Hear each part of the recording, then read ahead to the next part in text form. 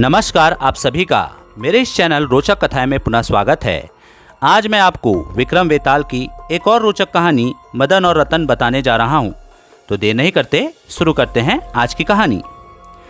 जब बेताल ने वापस न जाने का वादा किया तो राजा विक्रमादित्य को बहुत खुशी हुई। बेताल बोला, साधु का आश्रम आने वाला है, तुम मेरी एक कहानी और सुन लो, हो सकता है कि यह आखिरी कहानी हो। राजा ने कहा, इस बार तुम्हारी 25वीं कहानी होगी। बेताल ने कहा, हाँ, ये 25 कहानियाँ बेताल 25 के नाम से जानी जाएगी। इस प्रकार बेताल उन्हें एक अन्य कहानी सुनाने लगा। एक बार मदन और रतन नामक दो युवक बाली टापू पर रहते थे। वे बहुत अच्छे दोस्त थे। एक दिन दोनों एक साथ व्यापार करने निकले और बहुत धन कमाया। जब वे वापस आ रहे थे तो एक जंगल से गुजरे। उन्होंने तय किया कि वे अपनी कमाई का हिसाब लगाएंगे। दोनों अपने आगे सारा धन रखकर उसे गिनने लगे। जब वे पैसे गिन रहे थे तभी उन्हें एक औरत के रोने की आवाज़ सुनाई दी। वह उनके पास आ गई तो उन्होंने उसके रोने का कारण पूछा। वह बोली, मैं बहुत दुखी हूँ। कुछ दिन पहले मैं अपने पति के साथ इस जंगल से जा रही थी, तभी डाकुओं ने हमारा सब धन और गहने लूट लिए। उन्होंने मेरे पति को भी मार डाला। अब इस दुनिया में मेरा कोई नहीं रहा। मैं क्या करूं?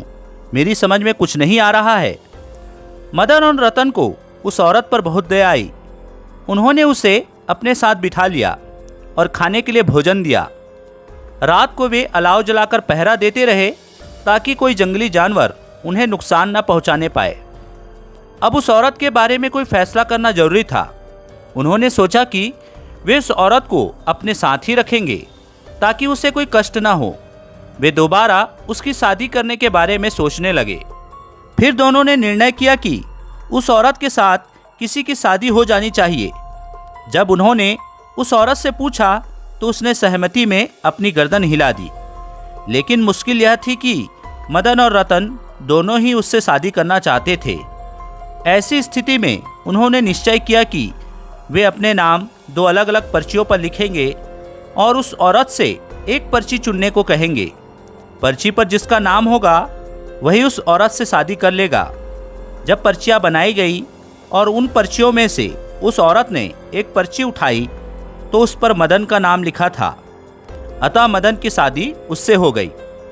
कुछ वर्षों बाद मदन के घर में एक बेटे का जन्म हुआ। फिर मदन की मौत हो गई। रतन को अपने दोस्त के मरने का बहुत दुख हुआ क्योंकि मदन उसका बहुत पुराना मित्र था। वे बचपन में साथ साथ खेलते थे और विद्यालय में पढ़ने जाते थे, इसलिए वे बहुत घनिष्ठ मित्र थे। मदन तो मर गया लेकिन रतन की परेशानी खत्म नहीं हुई। मदन की विधवा उससे आधी जायदाद मांगने लगी, लेकिन उसने एक भी रुपया देने से मना कर दिया क्योंकि मदन के साथ उसकी कोई साझेदारी नहीं थी। तब वह राजा के दरबार में न्याय मांगने पहुंच गई। राजा ने सारा मामला सुनकर अपना न्याय दिया। उस समय सारे दरबारी उपस्थित थे।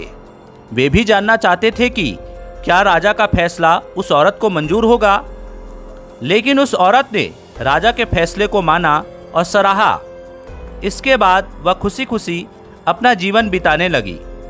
यह कहानी सुनाकर बेताल ने राजा विक्रमादित्य से पूछा, विक्रम बता, राजा ने उस विधवा औरत के प्रति क्या फैसला किया था और क्या उस औरत की मांग जायज थी? राजा विक्रमादित्य ने कहा, हाँ, उसकी मांग जायज थी। उसकी शादी तो मदन से हुई थी, लेकिन जब वह उन दोनों से मिली तो वे काम में साझेदार थे। इस तरह उसका दोनों पर एक सा दाव था।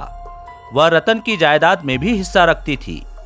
राजा विक्रमादित्य की बात सुनकर बेताल बहुत खुश हुआ और बोला कि उस राजा ने भी अपनी ओर से यही न्याय किया था।